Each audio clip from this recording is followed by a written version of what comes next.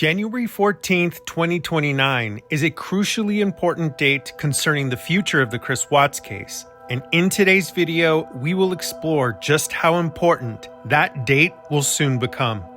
Most of us will never forget the way we felt the day we watched this initial interview. This might be a tough question, but did you guys get into an argument before she left? It wasn't like an argument. We had an emotional conversation, but I'll leave it at that. But I just want them back. I just want them to come back. And if they're not safe right now, that's what's tearing me apart. Because if they are safe, they're coming back. But if they're not, this has got to stop. Like, somebody has to come forward. Even before news reports confirmed our worst fears, Chris Watts had already begun to concoct various versions of the truth, lies meant to stifle early efforts to ascertain what had been done to his entire family. But now, 7 years later, for the very first time since his conviction, Watts is allegedly admitting to what really happened on the morning of August 13th, 2018. And the story he's telling is one that exposes the very person that he spent so many years trying to protect. In today's video, we will review this crucial section of the investigation, listening to the words that Watts spoke during the most perilous and uncertain moments before law enforcement knew where they could find his family. We will take the time to contrast his own words against the backdrop of what he is now saying, and by the time we are done, you will understand why so many still believe that Chris Watts is exactly where he belongs. This is Chris Watts Finally Reveals the Truth, a continuation of the Deep Dive series.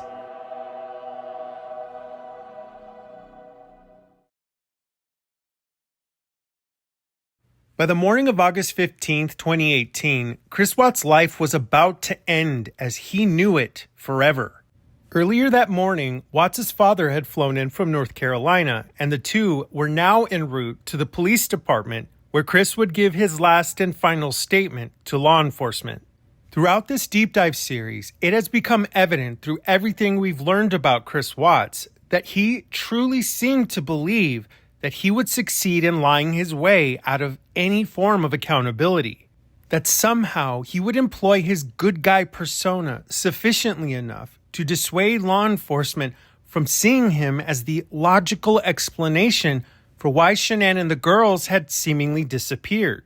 But what Chris didn't know was that earlier that morning, law enforcement had already been informed by the HR manager of Anadarko of a relationship that Chris was desperate to hide. A truth that would kick open the door to their investigation and finally force Chris to do the thing that he simply hates to do the most: telling the truth. Previously, we reviewed the very first in-person interview that Chris Watts conducted with Detective Coder at the Frederick Police Department on the evening of August 14th, 2018. By the next morning, on the 15th, just before 11 a.m., Chris is greeted by Detective Coder once more, and he is reminded of his previous commitment to undergo a lie detector test. He informs Chris that agreeing to this test will help eliminate him from their investigation, which works to provide Chris a false sense of confidence that he will somehow succeed in passing it with flying colors. But it's here that we have to remember something very important concerning the character of Chris Watts. To this point, we have observed the countless lies that he told Shanann, to her family, to all of her friends, even before the events of the morning of August 13th. It's now obvious that Chris genuinely believes that he is a proficient and believable liar, and that if he just continues to stick to his story, he will somehow find his way out of this predicament. But there's just one glaring problem with that deeply misplaced belief. He was about to face off with the Colorado Bureau of Investigation agent, Tammy Lee, and coupled with her years of experience, she was going to do whatever it took to bring Shanann and the girls home. One of the things we were talking about is, as we mentioned yesterday, just knocking out the polygraph. Yeah. Why don't we do that today? Okay. Why don't we do that now? Okay. We'll get that out of the way when you're done. This is Tammy. Did you meet Tammy yesterday? No, this is the only one. This is Tammy. Hi, Chris. How are you? All right, so then when we're done, we'll figure out our game plan that I was talking about today. What we are watching and about to witness can only be described as the definition of how police work ought to be done. Agent Tammy Lee is about to conduct a very lengthy confrontation, and even before it starts, she already knows that Chris is lying about a number of things that he said to Detective Coder less than 12 hours earlier during his initial interview. But she is adopting a very open and kind demeanor, precisely because she wants Chris to feel comfortable, knowing full well just how uncomfortable the truth is about to become. But let's watch at just how well Agent Tammy Lee sets the stage. Does your dad have availability to use the car if you're going to be here for like an hour or more? Can you drive? Oh, he can drive. Yeah. Okay, and I'll go explain to him everything that's going on. Okay. He will know where to go, but Oh, okay. Well, we can. he knows how to get to the house, but if it's not ready, he can't go in there. But Okay. Does he know how to use GPS on his phone? Or anything? yeah, but he wouldn't know where else to go besides my house. Oh, that's true. There's just no. I mean, I can tell him if he gets to go to my friend's house. Okay. Something very important is transpiring right now.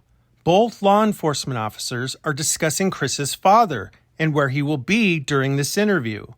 Agent Lee's lighthearted laugh disarms any idea in Chris's mind that this conversation will be overly confrontational and much more than a follow-up conversation to nail down some additional facts concerning his previously provided statements. Their discussion about Chris's father allows Chris to remain under the impression that when he's done, he'll be free to leave and to just go along with his day. But the truth is, before Chris even stepped foot through that door, they already knew that they were going to confront him concerning all the lies that he had already told. Lies that were about to come under the scrutiny of the one person who was capable of convincing Chris to reveal the truth, even though he was determined to do whatever it took to hide it. Okay, why don't we knock this out? I think it's the best thing to do to move past all of this. And then I'll go talk to your dad. He'll have the keys. Everything will be good. Okay. Yeah. You have his number. You can call him when you're done. There's like no signal in this place, so. That's why I couldn't talk to you earlier. It was. Between him and me, we'll figure out how to communicate with him and get him where he needs to go. Okay. Chris and the detectives are discussing where his father will go during the polygraph since he's unable to go to the Watts residence. Right now, forensic teams are combing through every inch of his home, trying to find any sign that would reveal what happened to Shanann and the girls. At this exact moment in time, law enforcement doesn't know with certainty what happened. And over the next few hours, those forensic teams are going to find out that the house has already been thoroughly scrubbed of any evidence of a crime. Detective Coder and Agent Lee are doing everything in their power to de-escalate Chris's anxiety by encouraging him to get this polygraph test out of the way. But just as they are reassuring him, Chris is about to throw up his first considerable roadblock, revealing just how close he already is to shutting down entirely and refusing to cooperate further. I've been getting text messages from a lot of news places. Okay. I don't know really I think that's part of maybe what we game plan today. I mean, not just here, like today's show, or I don't know what to do with that. Well, I think that you certainly can do whatever you need to or want to do. But I think that after we knock this out, we get back to the team and we make a plan. Okay, so I've been getting different advice, as far as her mom says, if it's a kidnapping, then she says not to talk to anybody. Yeah. So I'm torn of what to do. Well, Her mom told you not to talk? Yeah, her mom's saying, because she was advised by someone like police or a detective there that if he talks to the media, it might. Oh, to the media. Okay. Mm-hmm.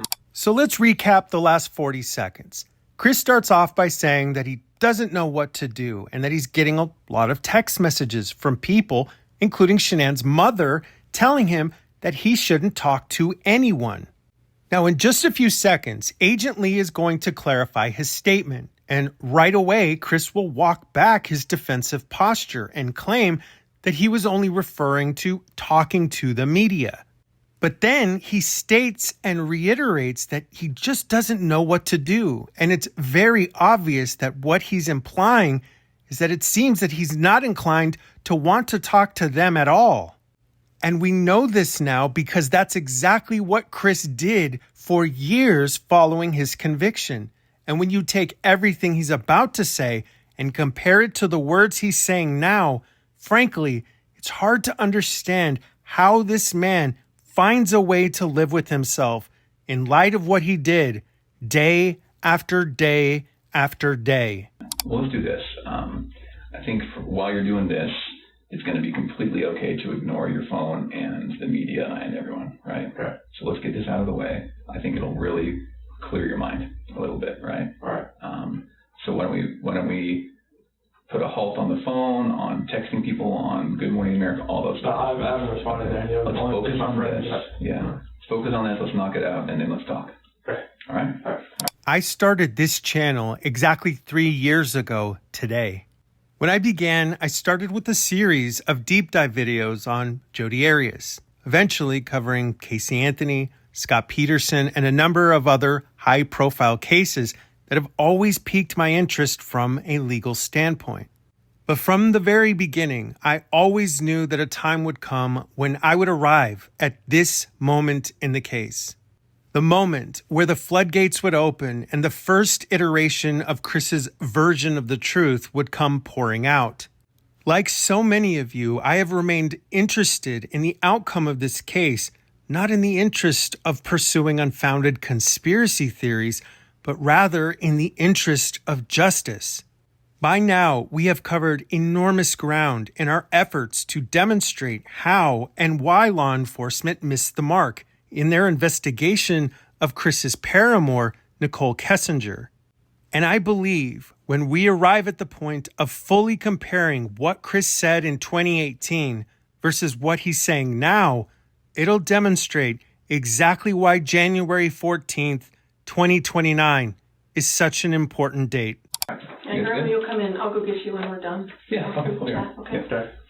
Thanks. I'm going to have a seat right here, Chris. Sit on this? Yep, I know.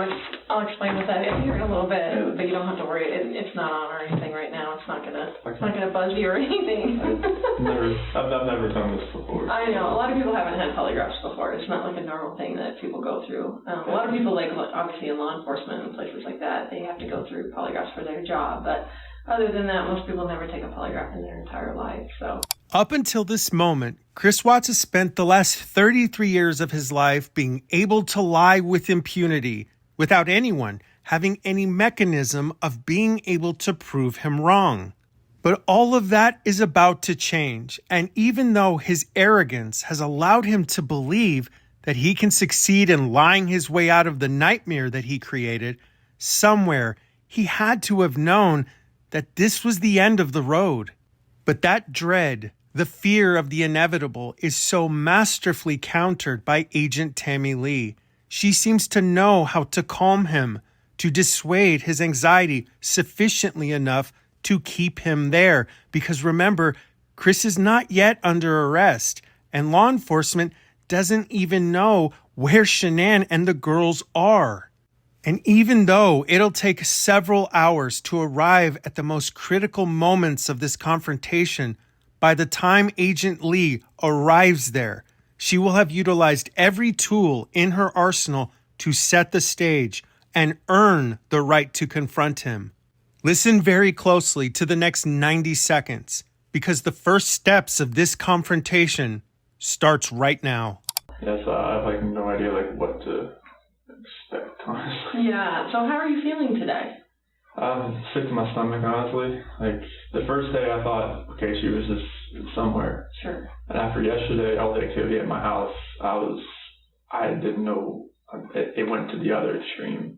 I've just been like sick to my stomach. That's either somebody has her or she's in trouble, and the kids are not safe either. Right. Well, and I think that's totally awesome that you're here today. I mean, I commend you. We do this in all of our missing person cases, so don't think that we're just singling you out like, oh my gosh, they want me to take a polygraph. Right out of the gate, Agent Lee asks Chris how he's feeling. This chess move is an incredibly important tool that is employed as a means to gather information about the subject's state of mind. Chris wisely responds by saying that he feels sick to his stomach, but immediately wastes no time by jumping right into his insane basket of lies. He goes on to ramble that if someone has Shanann or the kids are unsafe, he just doesn't know what he would do. And it's so obvious now that he truly does not understand how that sounds to a normal human being that isn't a complete psychopath. No one talks like that about their wife and children being missing. A truly innocent person would be completely inconsolable, would have an overwhelming sense of urgency to find their family, would be pulling their hair out, trying to do whatever they could to assist law enforcement in locating them and bringing them home. But despite this obviously glaring problem with Chris's own demeanor and description of the situation, Agent Lee is very careful and wise with staging her fight for the truth. Because in response to Chris's outlandishly cold and apathetic reaction to his family's supposed disappearance, she praises him, encouraging him for making the right choice to be there, and then commends him for participating in the polygraph itself.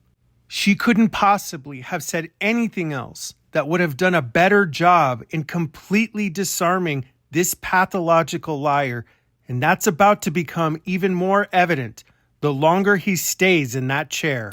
Anytime, someone was the last person to see people or, it's a missing person case, we start from the inside and we work out. I mean, that's pretty much what we do. So I've done polygraphs on the Jessica Ridgway case. I don't know if you were here for that. The name sounds familiar. The girl that went missing in Westminster. And yeah. And then just the one that we had in Thornton last year or the year before. So we do this all the time. So please don't think that you're being singled out. Like this is one way that if you didn't have anything to do with it, that we can let the investigators know, the people that really do need to know, that are looking for your wife and your little girls, to let them know, like, you know what, don't focus on Chris, focus over here, because obviously we've already cleared him, he's good to go. Now focus on the real person that did something through this, to Shanann and little girls. So, okay. Agent Lee starts right out of the gate by reaffirming to Chris that if he had nothing to do with this crime, that the polygraph will help completely eliminate him from their investigation. Her statement serves as a double-edged sword that simultaneously cuts through his concerns by inferring that this test will help exonerate him, but then immediately it cuts in the opposite direction by informing him that this test has the power to expose whatever lies he intends to tell. However, she's careful not to dwell on anything overtly confrontational for too long, and immediately she tells him that this polygraph has the power to remove him from their list of possible suspects. Now, we will never know whether it was arrogance, ignorance, or complete delusion that caused Chris Watts to walk through the door that morning, but whatever it was, this was the very last time that he would ever walk anywhere on his own accord as a free man. And everything that Agent Tammy Lee did during this 9-hour interrogation is one of the primary reasons we have to thank for that. So I am, my name is Tammy. If you can call me Tammy, I'm an agent with the Colorado Bureau of Investigation. So it's a CBI. It's kind of like the FBI, but for Colorado. Okay. So what our role is, just so you know, is anytime a law enforcement agency or a district attorney's office or the governor needs assistance with a case, they can call the CBI to come out and assist them.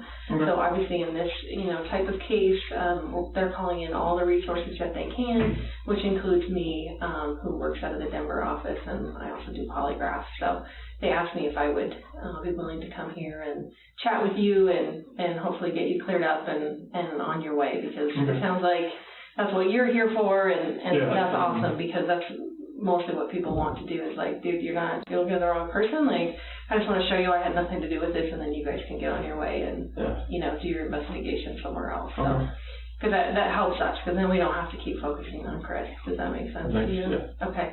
Now, this is the second time that Agent Lee has told Chris that the goal of this polygraph is hopefully to eliminate him from their investigation entirely. Of course, she knows that the opposite of that fact is true, but Chris doesn't have any earthly idea what law enforcement does or does not know. And he's still under the complete delusion that he will be able to lie his way out of the maze he's placed himself in.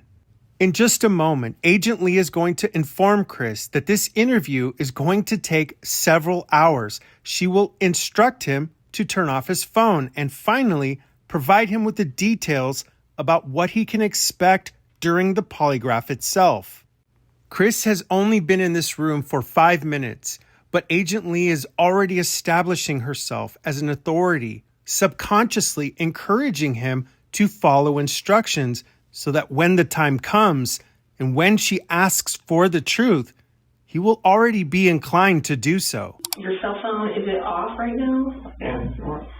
That would be great, because we can't have anything like buzzing, vibrating, ringing, that kind of stuff. So this will take at least a couple hours to do the polygraph, just because it's a real structured type of interview process. I have to go through a bunch of things with you.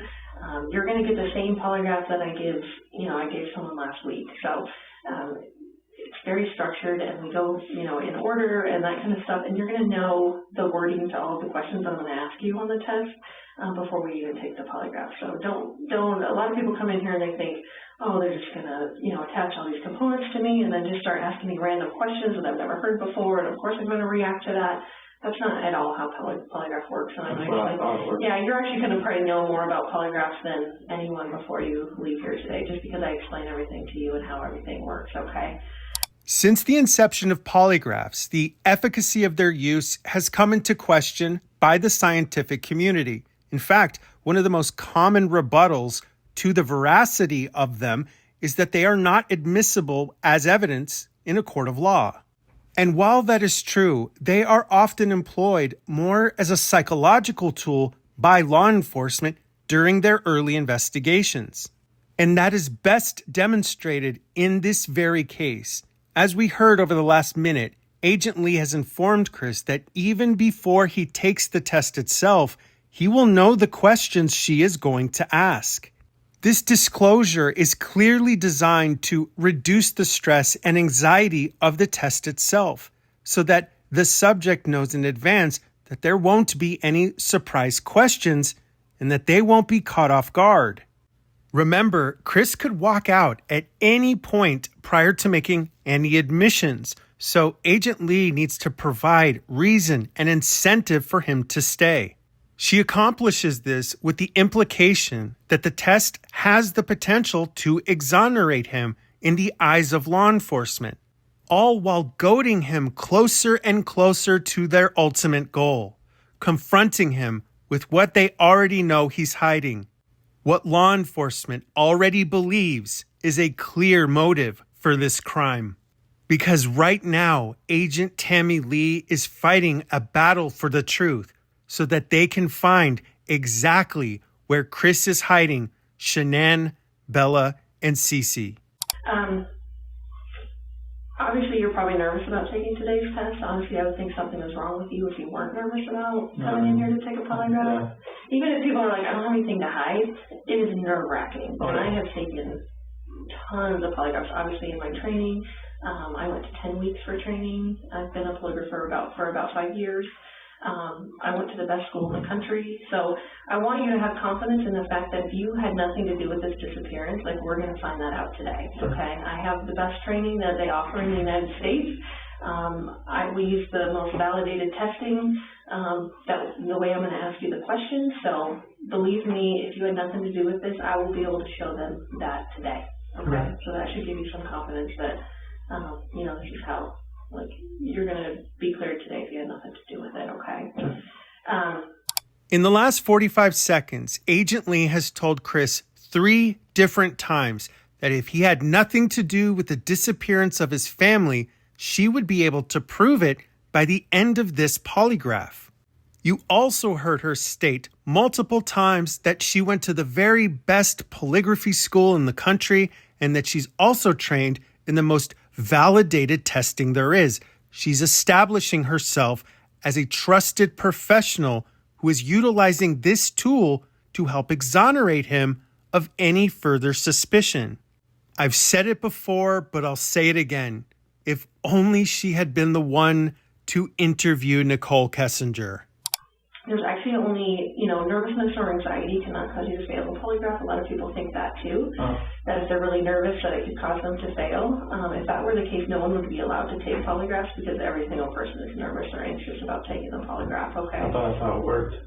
On nervousness? Yeah. No. There's actually only two ways you can fail a polygraph, okay? The first way would be if you fail to follow my instructions. I'm going to give you a lot of instructions today about how to sit still, how to answer questions, things like that. So if you fail to follow those instructions, you will not pass today's test, okay? The second way would be if you choose to lie to me today. Lie to me today, okay? Obviously, this is about 100% truth. Even if there's, something that you didn't tell the investigators, since Monday, I guess, is when you and the police were involved. If there's something that you didn't tell them since Monday, that is totally fine. I get it. People aren't going to remember every single detail every time they talk to someone. As long as you tell me what the truth is today, you will have no problem with passing, okay? I promise you that. It's very easy to listen to Agent Lee going over this disclaimer material and gloss over it and just assume that it's some kind of mandatory script that she has to read without understanding the underlying purpose of it all. She just informed Chris that nervousness cannot cause him to fail the polygraph. She then outlined the only two ways that can cause him to fail the test. The first would be not following her instructions, but the second and only other way he could fail is if he lied.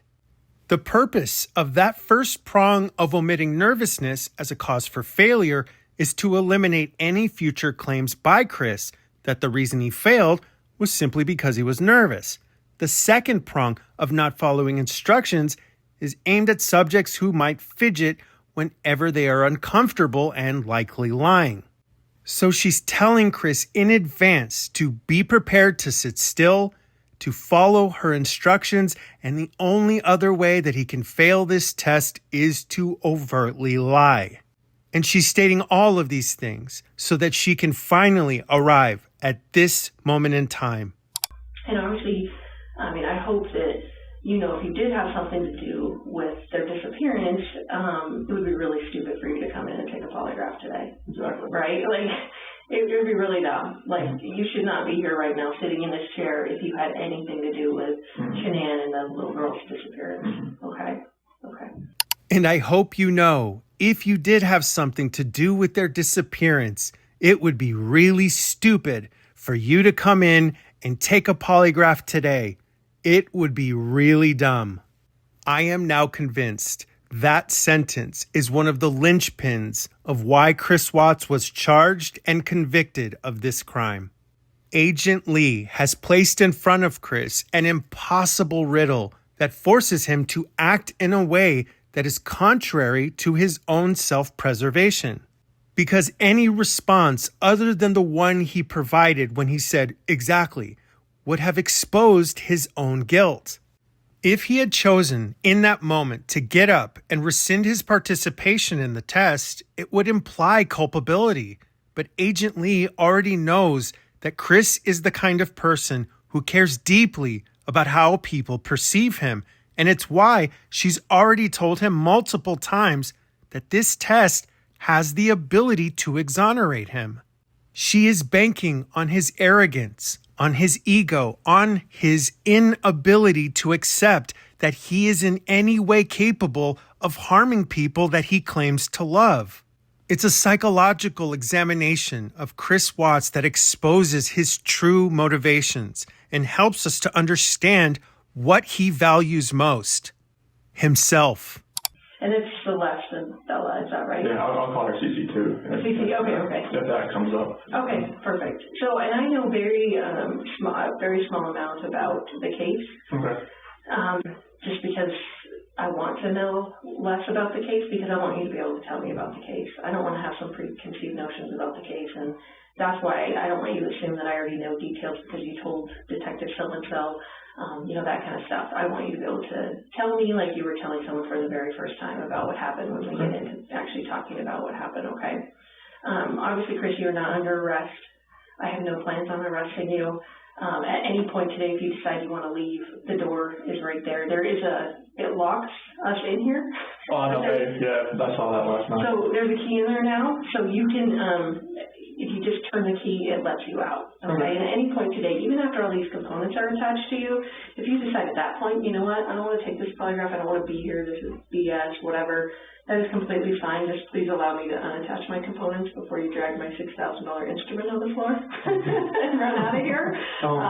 And it's kind of a little maze back here, so I will show you the way out at any point if you decide, you know what, I don't want to take this polygraph, I don't want to be here, I don't want to do this. That is completely fine. The door does have to be shut for privacy just because noise does affect the polygraph. And I will read you your rights today, and that's just because the polygraph components are pretty restrictive. They go around your chest and stuff, and you may feel at some point that you're not free to leave, but like I said before, at any point I will unattach all the components and show you the way out if you decide, even in the middle of the polygraph, if you don't want to continue to take it, okay? So, does that make sense to you? Yes. Okay. Chris Watts has been sitting in that chair for just over 10 minutes. And in those 600 seconds, Agent Tammy Lee has set the stage for Chris by, again, giving him the false hope that she has no intention of arresting him, that he's free to leave, and that even if he begins taking the polygraph and decides that he no longer wishes to participate, he can leave at any time. At this stage of the interview, it seems almost excessive to continually provide all of these detailed disclaimers. However, they serve a greater purpose. Human beings do not react well to feeling trapped, and she knows that. So she wants Chris to know that he has the freedom to leave at any time, so that when they finally reach the moment of truth and force him to reckon with that truth, he will already have the perception that he is free. Then, and only then, will they have earned enough trust to spring the trap they've set for him, in the hope that he gives them what they want more than anything else, where they can find Shanann, Bella, and Cece. So as far as growing up goes, and I'm actually done with that, so you can put that away. Thank you so much. Who all live in your family? Who did you live with? My mom and dad, okay. my sister. And your sister? Yeah. So just 2 kids? Yes. Okay, and what's your sister's name? Jamie. Have you, is Jamie coming, or have you talked to Jamie? I've talked to Jamie and her husband. Yeah. How old is Jamie? So she'll be 40 this year. Okay. She's 39 right now. Okay. She's a little... Yeah, she's 7 years older than me. Yeah. So you were at home by yourself for a little while, huh? Yeah, we didn't really get close until I got older because that was such a big age discrepancy. Mm-hmm. So... Agent Lee is continuing to build rapport with Chris, now asking him demographic questions about his life, Shanann's business, his coworkers, and other important details that she needs in order to gain a more clear understanding of his sphere of influence and the people he surrounds himself with. Agent Lee begins the formal interview process by trying to ascertain information about Chris's upbringing and his relationship with his family. By this point in time, she already knows much of his whereabouts in the weeks leading up to the events of August 13th. But cell records and GPS data are no substitute for his own explanation of what happened and when. Right now, Agent Lee is carefully and methodically traipsing through the intricacies of Chris's life in an effort to try and understand and answer the same question that so many of us have been trying to comprehend from the very beginning. How could a man who seemed to give the appearance of being a loving father have possibly allowed himself to do what they are about to find at Survey 319? So how would you say you grew up? as far as like your family structure? Were you guys religious? Was there a lot of discipline in the home? You know, like, or who was the disciplinarian in the home? So like we went to church, I would say not like every Sunday, but pretty regularly, you know. And what church did you guys go to? It was like First Baptist Church. Okay. And I mean, discipline, I was the quiet kid. I was the, you know, I just kind of followed through. I mean, my sister was the rebellious one that always, you know. You're like, I'm a good one. It's like I never, like, and my sister was the one that got the most of she was the one that showed me, like, that's what I don't want to do. Right. I would wake up to my mom and sister pretty much arguing every morning. That's how I went, okay. They're like, I don't want to wear this. I don't want to wear that. I'm like, okay. And you're like, Mom, what do you want me to wear? I'll wear whatever you want. I'm just going, if I didn't do it, you know, don't wear it today. Right. 2 years ago, I published my very first video covering the Chris Watts case. At that moment in time, it had already been 5 years since his conviction, and one of the very first questions I was asked was why? Why are you still interested in this case? For me, the answer is very simple. It's the same reason we talk about any case, whether it's Charles Manson, Ed Gein, Jeffrey Dahmer, or Jodi Arias. All of these cases impacted our culture in surprisingly profound ways. From these tragedies, we have the ability to learn from them, to see the series of events that caused them, and from them we learn how to advocate for justice. And if we're lucky, we find new ways to try and prevent them from ever happening to anyone else. But at this critical juncture of the early moments of this investigation, Agent Lee is trying to understand who Chris truly is. She has been trained her entire career on what to look for in offenders who commit these crimes, clues into cause that are often found in the past, motivations that lie in the way they were parented, their religious upbringing, or how they were disciplined. In response to her inquiry, we learned that Chris was quiet, obedient, and observant of the mistakes being made by his older sister, Jamie. However, it's what he says about his mother that gives us clues into the man that he became on the morning of August 13th. Someone who did as he was told.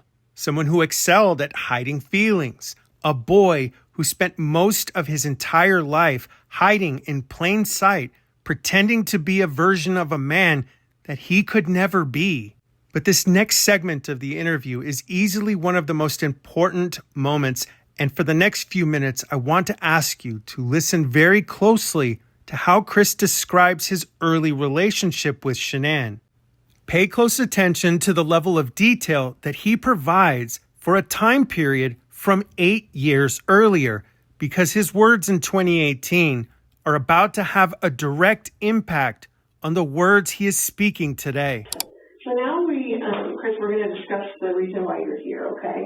So now what I would like you to do is, again, kind of treat me like, someone that has no idea about anything, and that you actually have to start from the entire beginning, like kind of start when, I would say when you met Shanann, just kind of explain your relationship, I guess, just so I understand it, as far as, meeting in 2010 and, when the kids came about and that kind of stuff. And then just bring me up to the point of, yesterday.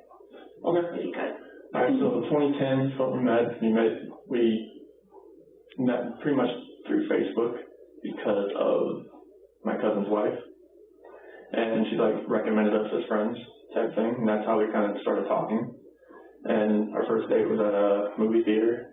Didn't really impress her much because it was actually a nice theater. I didn't really know what I was walking into as far as I walked in, and there was a doorman, and he was all dressed in a suit, and I was in camo shorts and DC shoes, and I was okay, hopefully I'm very underdressed for this.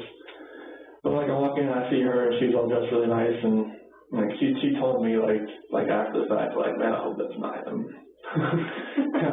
kind of deal, because we know each other look like, but I wasn't really dressed for what we were doing then. But on the second date, I actually made the mistake again wearing the same thing because I kind of forgot what I wore. But we went to a K-Rock concert, and I think that's kind of where I won her over because we actually got to the actual concert, and I forgot my ID, so I couldn't actually get in. So I actually ran back like 2 miles to the car and got it and came back. And I was just like, I was just like soaking wet. It was like middle of July, August, in like South Carolina, and humidity and everything like that. It's on Army base. So I ran back, got it, and everything like that. And then I think it was our next date, we actually went to Myrtle Beach. And like she had lupus. So her lupus was really like acting up in North Carolina. So like she had like these flare-ups, joint pains, all that kind of thing.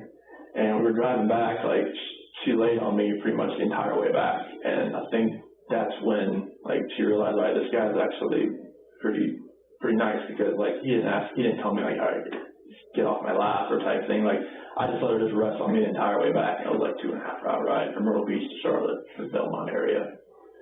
Over the last 3 minutes, we have just heard a literal dissertation of Chris Watts' detailed and exhaustive memory concerning his early days with Shanann. In just 3 minutes, he tells Agent Lee that he and Shanann met over Facebook in 2010, that their first date was at a local movie theater, that apparently he didn't impress her very much, which is not surprising. He even remembers that at this theater there was a doorman wearing a suit, and he felt underdressed because he was wearing camo shorts and something called beefy shoes. What the hell beefy shoes are is absolutely beyond me, but maybe he was referring to these. I couldn't tell you. Maybe there's some kind of new Kanye release, but I digress. What's amazing to me is just how clear his memory is from 8 years earlier. As we heard, Chris tells Agent Lee that on their second date, he wore the exact same outfit, which is kind of disgusting. He claims he somehow forgot what he wore on their first date. But then he provides near perfect memory, regaling us with the story of how he forgot his ID at the security gate of a rock concert. So then he ran all the way back to their car in the middle of July and then ran back to Shanann to save the day. He remembers the time, the weather, what he wore. He remembers what was going on with Shanann's health. He even remembers that on the drive home, she rested her head on his shoulder the whole way back. It's nearly a savant level of detail that he provides in a span of just under 3 minutes. Now that we've had that established, remember this segment of the interview, because we will revisit it at the conclusion of this video. So why don't you bring me up to, why don't you start with you guys went to North Carolina, so maybe just start from the trip to North Carolina. I guess you met her there maybe for part of it, is that right? Yeah, like she was there. So we got back we went to a drive trip in San Diego, and it was the end of June. Okay. And then I think it was June 26th, that's when we came back here. Her dad was watching the kids. And then that same, later on that day, they flew to North Carolina. Okay. So why don't you kind of start there and just take me up until yesterday? Okay. And as detailed as you can. Okay.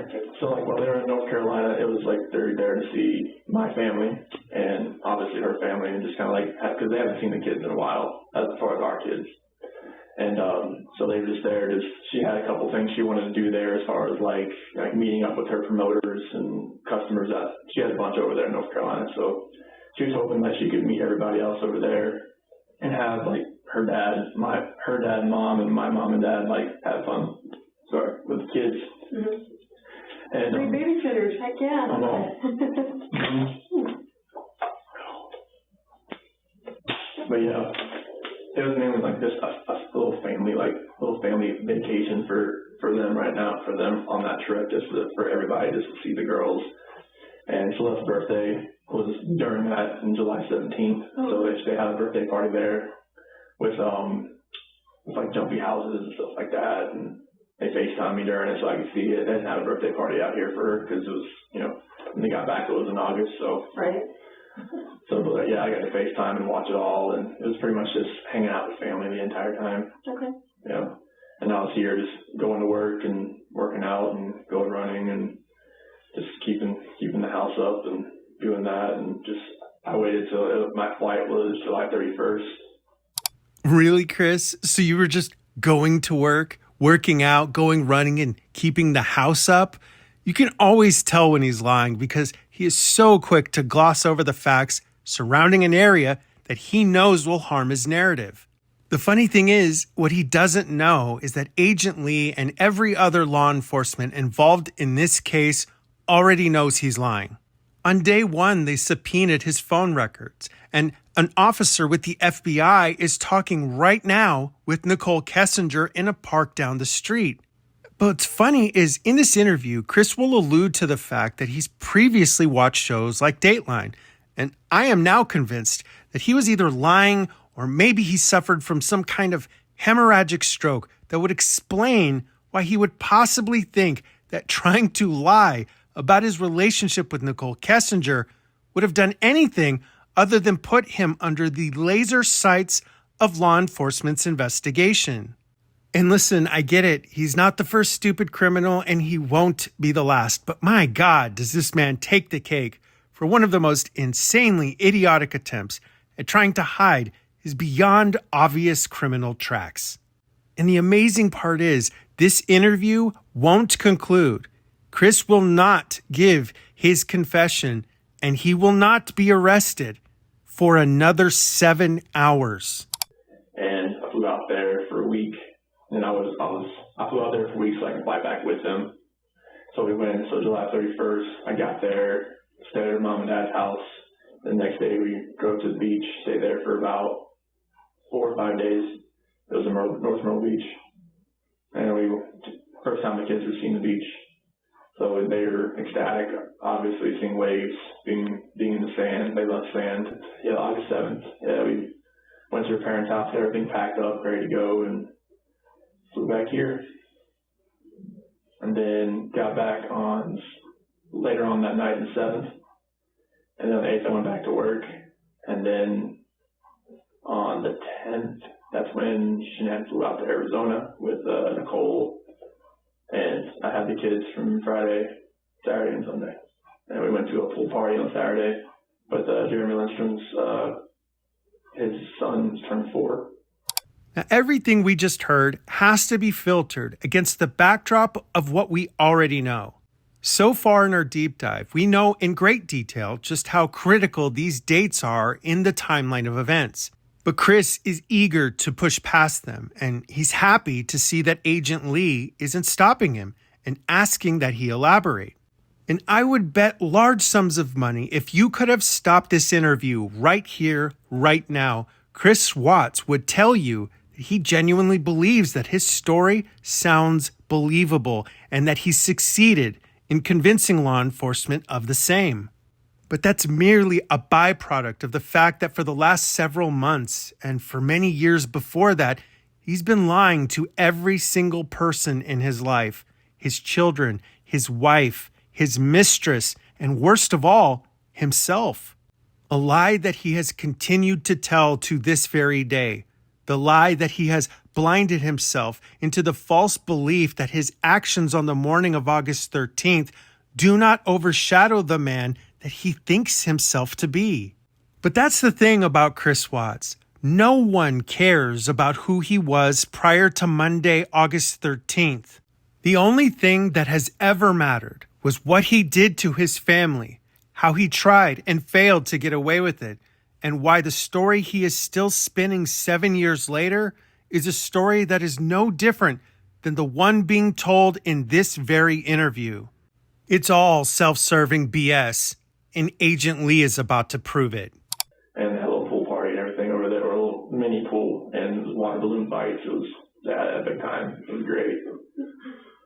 It was awesome. That was awesome. It was just seeing their faces and seeing how much they didn't really play with water balloons that much at all, so she would come over, she put one right in my pocket and just smacked it while I wasn't looking. She's a little trickster. So that was funny. And drove home, got back home, ate, and it was a really awesome day. When I originally listened to all 9 hours of this interview, my intention was to skip over as many of these moments as possible. The moments where Chris irreverently remembers the last hours of Bella and Cece's life. And I can't tell you how many times in the last 3 years I've received comments from people that tell me to just stick to the facts and not to overindulge my opinions. And that's why I need to tell you, the audience, that I'm sorry. I'm sorry that I'm not like other creators, but I am completely incapable of withholding my reaction to what I think when I hear Chris Watts utter the words, "That was a really awesome day," with that sickening smile on his face.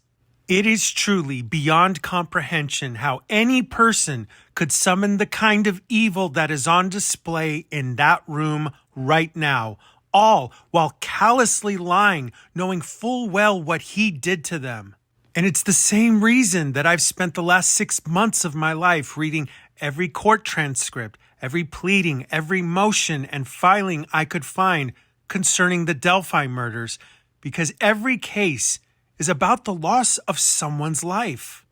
Abigail Williams, Liberty German, Shanann, Bella, and Cece, their names, their lives, they matter. And I'm sorry, but I will never apologize for feeling the way that I do when I hear a monster lie about what he did to them just hours after this really awesome day. So that was on Sunday. That was on that Sunday. So got the kids back, got them all showered up, got them to bed, and just pretty much waited around for hear from Shanann because she was flying back that night, and her plane got delayed because there was a lot of dust storms in Arizona. Mm-hmm. And there was some other weather around that was delaying flights getting in there, and they didn't have a crew. That's why it was delayed. So her flight was supposed to get in around 11, but it didn't actually get in until about 2. So it was about you want to just go into this now? Yeah. Okay, cool. So about 2 o'clock, came into bed. At 1:48, my doorbell picked up that she came in, but at 2 a.m. that's when she came into bed. And about 4 o'clock that morning, so my alarm went off, so that's when I usually get up, get ready for work and whatnot. So I get up, get dressed, brush my teeth, deodorant, all that kind of good stuff. I don't know if take a shower because I work in the oil field, but I'll take a shower when I get home, type thing. And she told me before she got in that I want to wake up, when you get up, just take a shower, get the airport off me, type thing. So I woke her up about after I got ready and everything, and then we had talks about the selling the house and about separation and stuff like that. It was an emotional conversation. Obviously, we were both crying, and after we talked, she said she's going to take the kids to a friend's house and that she'd be back later on that day. This is the very first iteration of Chris's story, and it's going to change at least half a dozen times between this moment on August 15th, 2018, until now. But I want to remind you that Chris just told Agent Lee a surprisingly detailed story about his first few dates with Shanann 8 years earlier. And with the benefit of hindsight, we are about to listen to what we know is an overt lie. Chris is about to describe what happened the morning of August 13th and what he did immediately after Shanann got home. Watch closely to how drastically his body language changes the moment he has to string together a series of quantifiable lies. I went downstairs and packed my lunch and filled in the water jug and got my computer and everything and loaded my truck up and I went to work. And then once I got to work, started working, and about 7:40 or so, I texted her hey, I hadn't heard from her. I was okay, I didn't know where she was going. I didn't know what friend's house she was taking them to, or what friends she was going to with the kids. So I was hey, text me, let me know where you went, where you took the kids. And I didn't hear from her. It's normal for her not to respond to me, because when she has her direct sales people, she'll get back to them first, because that's what she does. Mm-hmm. So for her not to respond back to me, that's happened plenty of times before. For the last 60 minutes, Chris has sat in that seat, stoic, unmoved, and completely unemotional. It's almost like he doesn't know how a normal person should act when their entire family supposedly vanished into thin air. But instead, what we are seeing is a man miming what he thinks a normal person would do in this situation. You can see when he starts telling Agent Tammy Lee that it's normal for Shanann not to respond to text messages that his hands start flying around because he knows how completely absurd that statement is to anyone who had ever met Shanann. She was absolutely not known for going hours on end not responding to text messages. We know this because we've spent hours poring over every single one of her messages to Chris, begging him for attention, pleading with him to fix their marriage, asking him why he was being so distant. But by now, it's no surprise. Chris's relationship with the truth is very similar to the relationship he had with women before Shanann. Entirely non-existent. So continue working, and I noticed like it's about noon. She hasn't got back to me. Like, hey, call me. Like I called her once before that too. And then about 12:10, that's when I got a doorbell alarm on my phone saying someone was at the front door, and that was Nichol. And so I called her, and I was like, hey, what's going on? She's like, I haven't heard from Shanann like all day, no texts, no calls. And I was like, all right, this is kind of strange. So like Nichole's at the front door, and she's like, okay, her car's here. I can see her shoes, like, because we have this little rectangular long window next to the door. And she could see her shoes right there and whatnot. She's like, all right, something's going on. So like, she called me. She was like, all right, like, I can't get a hold of her, something's going on. And that's when I came home. That's when I left to come home. So Nichol called me. He's like, all right, there's going to be a police officer here when you get here. I'm like, okay. Like, they couldn't get in because of the latch from the top door. So, Chris, about that conversation you had with Nichol Atkinson, I noticed you left out the part where you begged and pleaded with her not to call the police, but I'm guessing you just forgot about that and you're conveniently choosing to leave that one out, right? But I am curious. Did you just think that she wouldn't tell law enforcement what you said to her? But I'm sorry. You know what? Go ahead and keep going. I'll continue to let you bury yourself under a mountain of contradictions that will virtually guarantee that nothing you say now or ever will be trusted by anyone, because from the very first moment you opened your mouth, it was a lie. But by all means, Chris, keep going. Well, that's what we kind of put over just to make sure, like, like if the kids try to go out the front door, they can, because that's there.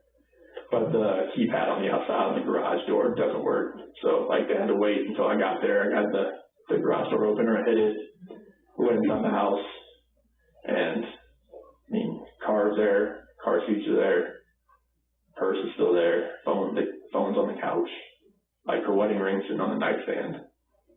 And it's like there's like no sign of Bella, Celeste, or anywhere. And it's like the police officer, I forget what the police officer's name was, but he was there, and he was just, once we found the phone, powered it up, and all the text messages like came through as far as everybody was reaching out to her and everything, like, hey, what's going on? Like, are you okay? Everything good? And there was nothing there. Like, it was a ghost town. And everything that was there just didn't make sense as far as like why, like what happened. So we started like reaching out to a bunch of people. Like any of her friends that, like, anybody that had reached out already that, like had a car seat or like had a kid in general. And nobody had heard from her. Nobody had a clue. Like, her mom hadn't reached out to her. My parents, nothing was there. Now, I want to take a moment to talk to each of you. I understand that most people who have followed this case from the beginning are already well aware of this interview and the eventual outcome of it. But there is a very good reason why I have waited this long to arrive at this point of the case. For most of the last 7 years, the true crime community at large has remained interested in the Watts conviction, largely because of how quickly it began and ended. 86 days from start to finish. And in the 2 years since I began covering the case, I have been contacted by countless current and former members of law enforcement, including current and former homicide investigators, who all unanimously agree that this investigation remains incomplete and could not have been conducted thoroughly in such a short amount of time.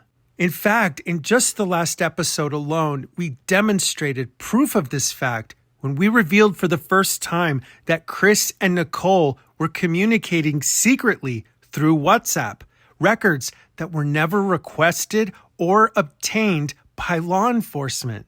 And as usual, when we arrive at the end of this deep dive series, I will give you the plain facts and present why I believe there is an important part of this case that remains unresolved. And the foundation for that argument stems from this 9-hour interrogation, the one we are watching right now. We talked to the neighbor. We looked at anybody else that may have had a camera somewhere, but nothing was going on. They had other community services, like go into houses, like not, hey, have you, like, do you see anything? Like, do you have a camera? Do you see anything like that? And we had nothing at all. And it was just like, all right, so at this point, I'm hoping, all right, she's at a friend's house, she's safe, and she's just like decompressing, or like she's safe. But like that night, like as I'm like calling like hospitals and hotels, and just like there's nothing, like there's nothing there. Like nobody's had her check in. There's nothing at all. And then that was just traumatic because like, I'm sorry, but I just can't do this. I cannot listen to Chris say that it was traumatic for him, that his family was gone. It's like Ed Gein giving you a sermon on self-control. Not exactly an expert in the field, if you catch my meaning. But it's here that I want to share with you the new information that has arisen concerning Chris's new claims about the events of August 13th. Allegedly, Chris is now claiming and confirming that Nichol Kessinger was there the morning of August 13th, and she was not alone. He now claims that she was accompanied by her friend Jim, and they were accomplices in the crimes itself, as well as helping him to try and hide it all at Survey 319. But at the same time he makes these new claims, this new version of the truth, he allegedly cannot recall specific details, times, or provide concrete information that would in any way prove his now entirely new version of events. But if you remember, sitting in that seat on August 15th of 2018, Chris Watts was able to remember with near perfect clarity events that had occurred 8 years prior, but somehow he is now not able to remember any of the details of what happened on August 13th. So the next logical question is obvious. How can anyone trust anything that Chris Watts has to say? And the answer is also obvious. We can't. And that is the very foundation for why we need the Weld County DA to finish their investigation, to rule out any other involvement in this crime and complete the job they failed to do when they treated Nichol Kessinger as a witness and not a suspect. And if they have evidence that proves that she wasn't involved, then they should disclose it. Otherwise, Chris will likely continue to lie because all he cares about is himself and secondarily how people close to him view him. Otherwise, the interest in this case will persist. Chris Watts has always and will always bear the full responsibility of what happened that morning, even if he had accomplices. And that's at the heart of why this matters. Because in addition to the lives that he denied his family, he gets to continue to live life, enjoying it as a near jail celebrity, stocked up with commissary, and dealing with the attention of a loving horde of women who have continued to throw themselves at him as though he's a living rock star. The truth is, Chris Watts is the same man today as he was before August 13th, as he was sitting in that seat, and as he is today. A boy cosplaying a man who never learned how to tell the truth. But for me, he is a means to an end, to tell the story that matters most, the story that they were denied, the lives they won't get to live. And thank God that Agent Tammy Lee and Detective Graham Coder refused to back down or allow Chris to continue to live under the delusion that he would succeed in obfuscating the crimes that he so desperately tried to bury under sand and oil. But this was the beginning of the end for Chris. The the first time in his life he would be held accountable so that people who actually cared about his family could have justice for what he had done, so that they could bring Shanann, Bella, Cece, and Nico back where they belong. Home. On September 12, 2024, the Stillwater Police Department in Payne County, Oklahoma, received a call concerning a series of violent crimes that had occurred earlier that year. The allegations were of such serious and horrifying offenses that an investigation was opened immediately, and eventually charges were filed, resulting in 11 felony counts, all of which you see outlined on the screen right now. The victims were young teenage girls whose harrowing stories shocked their families into action to demand that the person responsible for these crimes be brought to justice immediately. Law enforcement would go on to indict Jesse Mack Butler, the son of a former football director for Oklahoma State University. And even though he was just 17 years old, he would go on to be charged as an adult for the adult crimes that he had committed. The law and those it prosecutes was always meant to be blind, impartial, and just, even in a small southern courtroom in Payne County, Oklahoma. The charges carried a sentence of 78 years in prison, and when the victim's family arrived for sentencing, they were hopeful that the judge would hold Jesse Mack Butler accountable for what he had done to their daughters. But by now, you probably already know that I would not be telling you this story if that had been the case. If Jesse Mack Butler was sitting behind bars facing 78 years in a maximum security prison, having to think about the horrific nightmare that he brought upon his victims, then you might not even know his name. But when I learned of what actually happened on the day he was sentenced, I was reminded of why I started this channel 3 years ago. Because Jesse Mack Butler was not sentenced to 78 years or 60 or even 50. He was not given 40 or 30 or even 25 years in prison. He wasn't given 17 years. The same number of years that he was when he robbed his victims of a life absent of his unspeakable abuse. The judge didn't give a sentence of 15 years or 12 or 10 or 7 or 5 or anything at all, because the judge gave him a sentence that required no prison time. Under an exception in the law, they modified his case, named him a youthful offender, and suspended all 78 years of his sentence in exchange for 150 hours of community service and a requirement that he not be allowed to use social media until he turns 19. Jesse Mack Butler will not serve a single day in prison. In fact, we have now learned that he is allegedly already messaging and communicating with at least one of his victims in an attempt to solicit a physical encounter with her again. And allegedly, the local DA has indicated that she has no interest in doing anything about the outcome of this case whatsoever.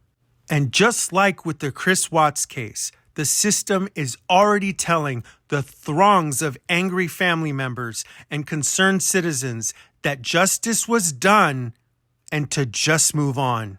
When we began this video, I told you about an important date in the future. I explained that January 14th, 2029 would become a vitally important date for the future of the Chris Watts case. And that's because that will be the day that a district attorney will be sworn in as the new DA of Weld County, Colorado. And that will be the same day that I will submit my 100-page brief to that DA outlining why I believe they have a responsibility to complete the investigation they started and finished in just 86 days. Justice can often be very muddled and messy, and it doesn't always follow a linear path. Sometimes justice only happens when we advocate for it.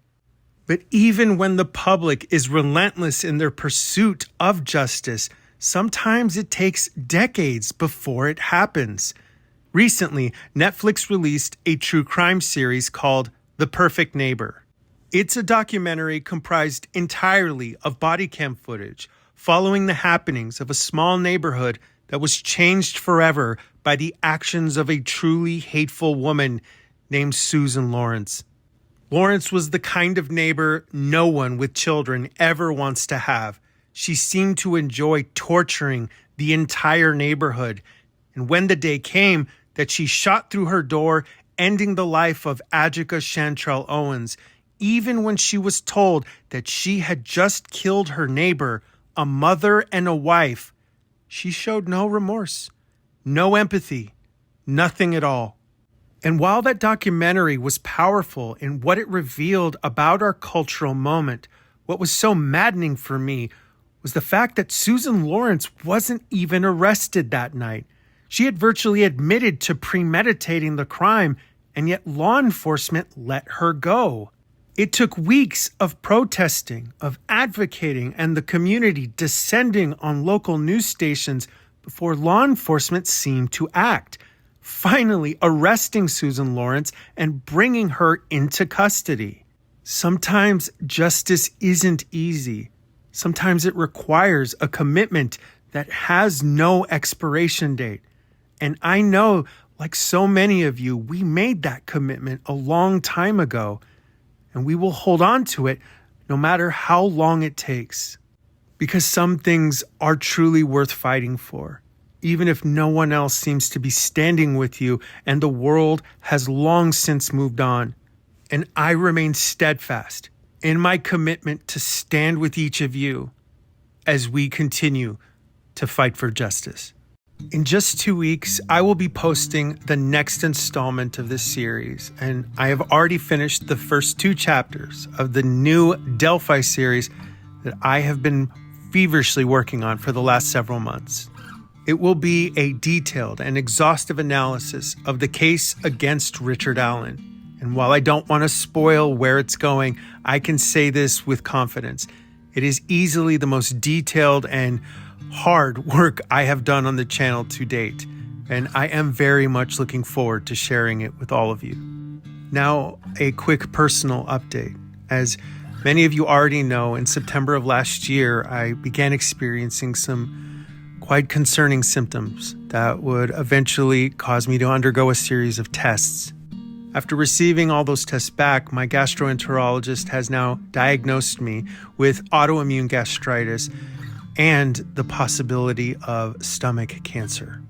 I will be undergoing another biopsy here in just the next couple of weeks.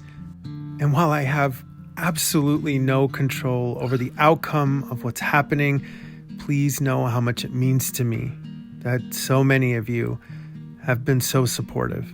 I share that with you right now because I know that things are incredibly perilous for so many people. The cost of healthcare, rising food costs, a majority of Americans living paycheck to paycheck, and that's why I want to do something that everyone can look forward to. Once again this year, we're going to do another giveaway like we've done every year since I began the channel. That means 1 week before Christmas, I will be giving away some much needed cash to as many people as I can. And all you need to do to enter is to comment on the giveaway post that will be added to the community tab on this page in the next week, and nothing else. You don't even need to be subscribed in order to enter. Since I began this channel, I have wanted to find ways that I can give back to demonstrate the gratitude that I have that each of you have shown me by your support and by being such an active and engaged part of this community.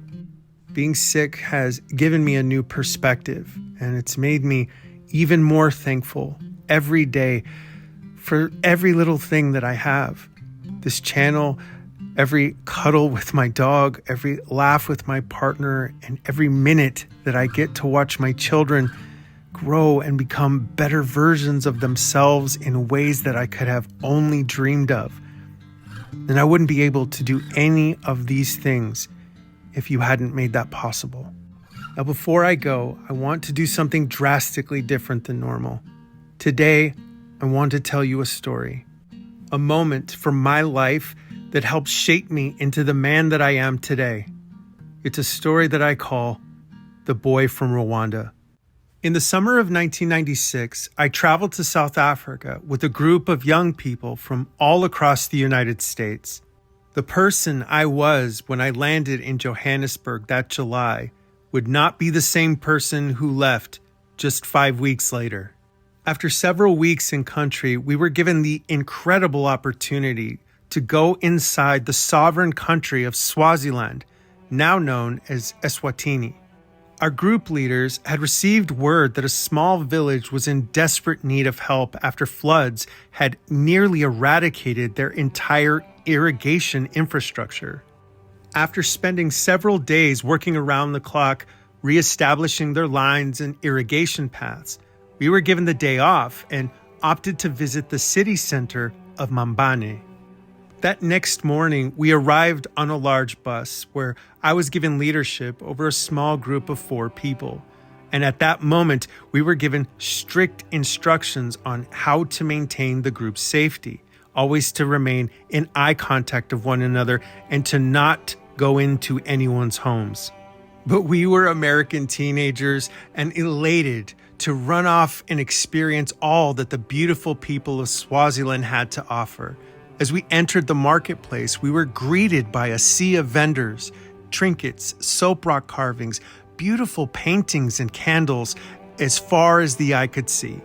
Everywhere we turned, we were greeted with smiling faces, men and women who were seemingly overjoyed that Americans had come from thousands of miles away to visit their homeland. An hour into our trek through the busy shops and street-side vendors, a young man approached me. He wore his smile as though it was a part of him in a way that was completely disarming. His joy was infectious and sincere, and in his broken English, he asked me if I would follow him a short distance. Despite his genuine sincerity, I knew how unwise it would be to follow a perfect stranger anywhere, let alone someone I didn't know. But he assured me no tricks and continued to motion for me to follow. I instructed the group to stay in eyesight and assured them that I would return shortly. Reluctantly, I followed my new friend to the edge of the marketplace marked by a row of rondavel homes. Motioning for me to wait, he smiled brightly and disappeared into the dark edges of his tiny framed home. Everything about this trip had already changed my perception of the world in ways that would stay with me for decades to come. But this young man, a man who I would come to know as Peter, he was the reason I had come on this trip. Minutes later, he stepped out into the light, carrying a small kettle and a large tray wrapped in a tea towel. All he wanted was for me to sit with him outside of his home and enjoy a cup of tea. He began to tell me that during his young life, he had spent most of his free time watching old VHS tapes of MTV, VH1, and anything he could get his hands on that embodied American culture. He explained that to him, my presence in front of his home was the same as a celebrity having come to visit him personally. I began to share bits and pieces of my life and my story, and he would smile as though he was experiencing it for himself. And just as I was preparing to get up and return to my group, he asked my permission to tell the story of how he had arrived in Mambane, Eswatini. A story that would completely tear away any version of the man I was before that day. 2 years earlier, just days after he had celebrated his 15th birthday, his family was violently woken up in the middle of the night to the shocking news that the president of their country had been assassinated. On April 6, 1994, the airplane carrying the Rwandan president was shot down, claiming the lives of everyone on board. Peter's entire family was ethnically Tutsi. the same group of people who the ethnic Hutus of Rwanda would blame for the death of their president. And so began a genocide that would go on to claim the lives of over 1 million people in just 100 days. But on the night they learned the news, before his family could gather their belongings and flee, Peter and his family were attacked. He would be the only one to make it out alive. As he told his story, the morning sun shone across his face, and I noticed for the very first time the huge scar he wore from the top right temple down across his nose through his left cheek. A machete, he told me as he smiled. He then said that for the next year of his life, he ran. From village to village, he just ran. Finding food where and when he could, he ran through 5 different countries across 2,800 miles through unbelievable circumstances that would land him finally safely in the home we were now sitting in front of, in a country where he would no longer need to fear for his life. And all Peter wanted in the whole wide world was to have tea with me. I had just turned 16 years old, but this young man, not much older than I, had become for me the living embodiment of determination and survival in a way that I just couldn't comprehend. But even more than his resolve and strength, it was his smile that sat across his face. The way that something so small was so meaningful to him and was able to give him the joy that he had deserved all along without even trying. That day he taught me what it meant to appreciate what you have, the secret of being content even when it feels impossible. He taught me to fight even when you can't fight anymore. To remember that no matter what you are facing or how difficult it seems, that life, even when it's painful and it's hard and you don't know how to keep going, it's beautiful. It is truly beautiful. And my God, is it worth fighting for? This one is for you, Peter, and for every victim who has ever stood in defiance of their adversity and found strength amidst the storm. We stand with you. We will keep fighting with you, and we will remember each of you always. And until next time, this has been Behind Criminal Minds. We'll see you next time.